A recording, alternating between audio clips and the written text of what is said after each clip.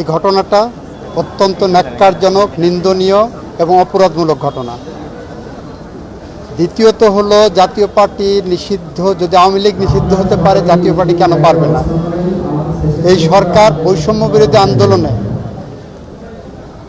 যারা অংশগ্রহণ করেছেন এবং যারা বিরোধিতা করেছেন, উভয়ের বিরুদ্ধেই বিরোধিতা করেছেন, তাদের বিরুদ্ধে আইনি কী পদক্ষেপ নেওয়া সম্ভব সব দিক যাচাই বাছাই করছেন। জাতীয় পার্টি ৮২ সাল থেকে ৯০ সাল পর্যন্ত বাংলাদেশের মানুষের রক্তের সাথে বেইমানি করেছেন, রক্ত নিয়ে খেলেছেন।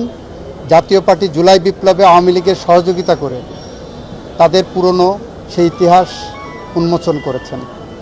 সুতরাং নূরের উপর হামলা বিচ্ছিন্ন কোনো ঘটনা নয়, এটা সুগভীর চক্রান্ত এবং ষড়যন্ত্রের একটি অংশ।